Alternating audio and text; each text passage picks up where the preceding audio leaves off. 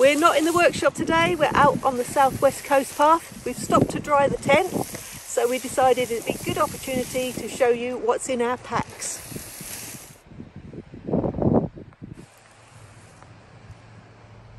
This is my pack, this is what I've been using on the trail so far.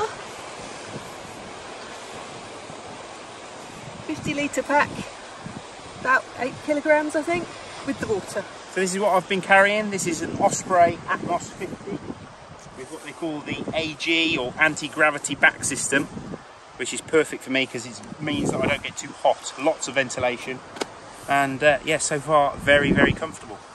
So we've been on the trail now for, I think we've had 4 nights wild camping, and we tried before we came away to try and get the weight down as much as possible.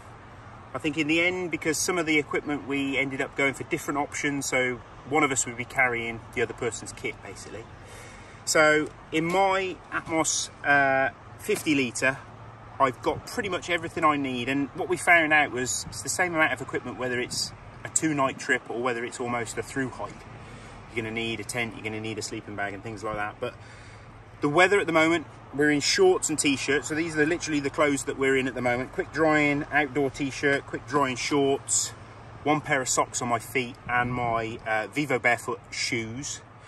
And then we had to double up because we've had lots of cold weather and cold nights, even though it's hot during the day. So we've ended up carrying equipment that basically cover you for a winter hike as well. So I've got my wet weather gear, so I've got my Berghaus Gore-Tex waterproof trousers, which are great. They double up as a windproof as well. I've also got my Gore-Tex jacket, which is again a windproof as well, which works really nicely with my fleece. I've got this Montane fleece, which is a deep pile fleece. I went for this over a jumper or over a down jacket because basically it wouldn't matter if it got damp or wet. It's a bit more bulky than my down jacket, but in combination with my windproof, it seemed to be the better option really.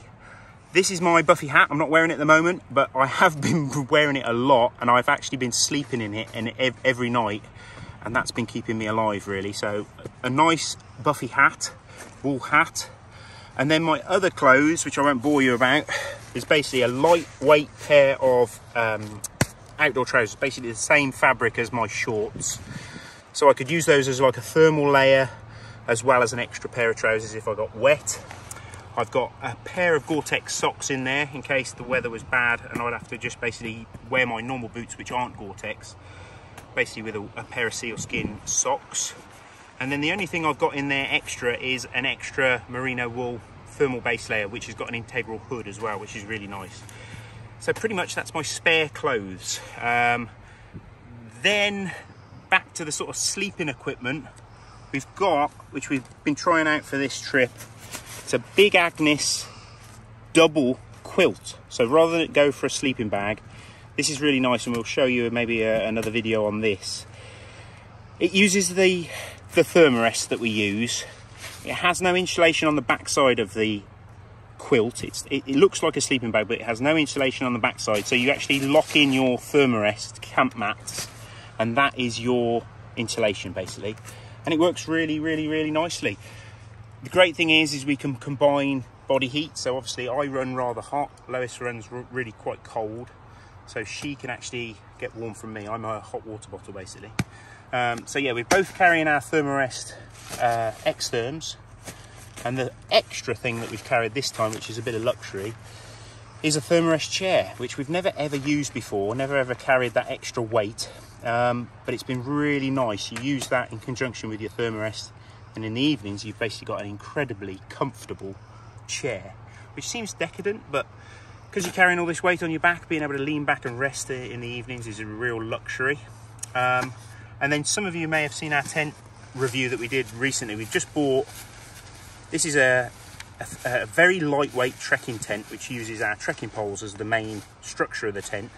This is a very lightweight tent made by 3-4 Gear, and so far we've been really, really happy with it. It's very, very roomy, gives us plenty of room to get our packs inside, and so far it's been absolutely fantastic. The only other extras that we're carrying with us is a few little necessaries that you need on the trail. So we've both got our petzels with us, So far we haven't really had to use them for actual walking with. We've mostly been finishing while it's still daylight, which is unlike us on most of our trips. And then I'm carrying a Spyderco Tenacious pocket knife just for food prep and things like that. An emergency little disposable Bic lighter. And then we were carrying a spare can of gas for our jet boil system, which basically all our cooking and hot drinks have been made with the jet boil, which is a fantastic bit of kit really. We've used this a lot, we really like them. Now, we were tossing up whether we should carry spare gas with us, because obviously I've got a gas canister inside this. Kind of grateful that we did. We spoke to some other people on the trail and they basically spent half a day wasted in one of the towns trying to find spare gas for their camping stove. So we thought, wow, we'll just take some spare gas with us. So that's our main cooking system. We've also got a pair of sunglasses. Obviously it's been very bright. And then we've been also carrying this. This is one of the special sort of water filter bottles. So basically it's an integral water bottle stroke filter. This is by, however you want to pronounce it, Catadine, beef free. So this is a litre bottle, scrunches up really small. And obviously you've got your filter system.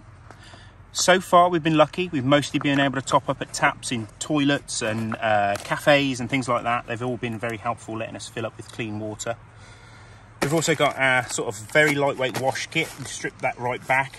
The one thing that we are carrying there, which is really handy, apart from the cut down sort of toothbrushes that everybody seems to be carrying, we're testing out this new ultralight pack towel, which is kind of funky looking. Basically you use it almost like a sort of chamois leather that you dry your car with, so keeping that weight down. And then what we've been carrying is pretty much the basics. So we've got like, we've gone through it a bit now, but we basically had 3 days worth of food with us basically. So breakfasts, some light lunches, some snack bars, and then some dehydrated ration packs. So that was our main sort of source of meals. For the dehydrated meals, obviously we've been trying to carry at least 2 litres of water with us at any one time. So we've been using these clear water bottle containers, nice and light and obviously easy to fill, and they fit beautifully in the side pockets of the rucksack. And then a few little extras. Essential, the long reach Sea to Summit spoon, which is great for those dehydrated ration packs. It means you can get right in there so you don't get all your food up your fingers. And then a few little extras. So we've got our power packs, little jobby tripod that we've been using for the filming, and this has been working really well. This is a little collapsible mobile solar panel that's been topping up our power packs for on the trail. And so far we've been pretty much surviving totally off that really. So we've been able to charge up all our devices, because my phone is also got the OS map app on there, so we've been able to check the maps as we go. So you probably have to see that we haven't got an actual paper map with us. Kind of a gamble, but in the windy conditions and because we were covering so many sections of the path, you'd have ended up carrying actually 3 maps. So we were just trying to conserve weight really. Kind of luxuries that I brought along, as well as the Thermarest chair, which was obviously mostly for when we set up in the evenings. Carrying a little bum mat, which is nice when you're just having your lunch or you're having a quick impromptu brew. The other thing that we found is brilliant about these is they make a fantastic little windshield for your jet boil. If you're on the cliff edge and it's a bit blustery, you can put that round your jet boil and that stops you using too much gas really. The other thing that we wouldn't go anywhere without is our Lecky Poles. These are these really nice lightweight carbon ones, and they pack down really nice and small. So we've both got a pair of those. Mostly I've been walking with one. There has been a few occasions where we're going up a steep climb where having those 2 poles is really, really essential, especially when you've got this weight on your back.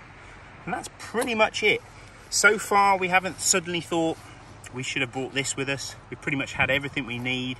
I think maybe next time I might try and maybe...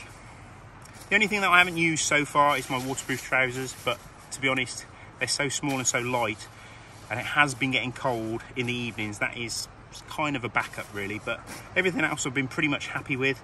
So that's what I've been carrying so far. Like I say, it worked out to be about sort of 15-16 kilos with the water. So yeah, water and food, it was pretty good going. Without the water and the food, it was down to about 13 kilos, something like that, but that's what I've been carrying.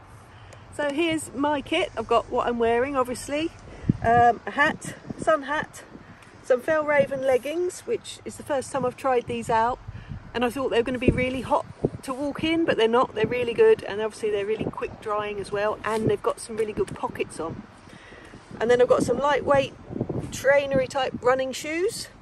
These are not Gore-Tex. I've got them because they are quick drying, and if it's wet I wear them in conjunction with my Gore-Tex socks. So that's my little waterproof system.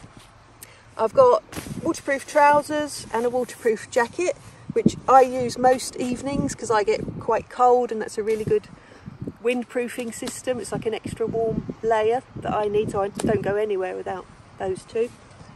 And then I've got my mid layer, fleece, quick drying fleece, and my fluffy puffer jacket. These go in and out of the bag all day. If there's a sea breeze, I'm putting them on. If there's not a sea breeze, I'm taking them off. They're just easy and quick to pull on off the stuff in the top of your bag. They're stuffed down really small. Then the clothes I'm carrying with me this time, I've got some swim shorts, spare pair of underwear, and as I mentioned, the Gore-Tex socks. And what I brought this time was, if it's hot, I've got this walking skirt, so I can wear it as a skirt if it gets really hot. I can wear it as an improvised top if my t-shirt gets wet, or I can use it as a scarf. So I thought that was brilliant because it does three things. Super happy with that. I haven't worn it yet, but it's a good... And I did wear it the first night. It was freezing cold and I had it round my neck and over my head. So yeah, I think I've used everything so far. So onwards, down to a pair of squished up gloves, which I have used, like I said, on that first really cold night. This is not strictly necessary, it's an inflatable pillow. I've got a bit of a funny neck, so a nice soft pillow to me is essential. Quick drying towel, a little pouch of snacks, a Thermarest, same as Ben's, and the luxury chair, which we've used every evening, and it's been really nice just to kick back with that. It's lovely. Essential little bum seat. I think that's essential because you can just sit down on wet rocks and stuff and you don't get cold. Minimal first aid kit, just with super essentials in it. Packet tissues, a lightweight titanium mug, and the short sea to summit spoon. And I wish I'd bought the long one, but that's what I've got now. Because I'm so short-sighted, I'm carrying my glasses for when I take my lenses out, and my contact lenses, and if I need to read the map, instead of taking another pair of glasses with me, I've got this really super duper little magnifying card. So it's really lightweight, and if you're over 40, this is really good. Then I've got the little Swiss card, little pair of scissors, tweezers, a little knife in there as well. That's super handy. Strike anywhere matches, they seem to be in every pocket I've got. Torch, it's essential to me, just in case you can't find a nice camping spot and it starts getting dark and you're still wandering on. You've got your torch with you, backup power pack for the phone. And although these are kind of heavy, it's really worth having a little pair of binoculars with you because it's so nice to be able to hone in on. We saw some peregrine falcons the other day and you can get close in and see them on the nest and stuff like that. It's really nice to see those things when you're on the trail. I've also got my 2 trekking poles. Like we said, we're using that with the tent. I've got the inner with me of the Lanshan 2 tent. That's the inner part with the mesh and the lightweight camping kegs in there. And almost last thing is this stainless steel clean canteen, which is heavier than the empty plastic bottle, but we double it up that we can boil some water in the evening, and then I put my super duper sock over the top, pour the boiling water in, put that in the bed, and it warms it up really nice. And basically I'm cuddling that all night. It's brilliant. So it's got 2 uses, that bottle. And last but not least, a gigantic apple, which is liquid refreshment and something sweet just to keep me going on the trail. So that's everything I've got. There was a Mars bar, but I've eaten that already.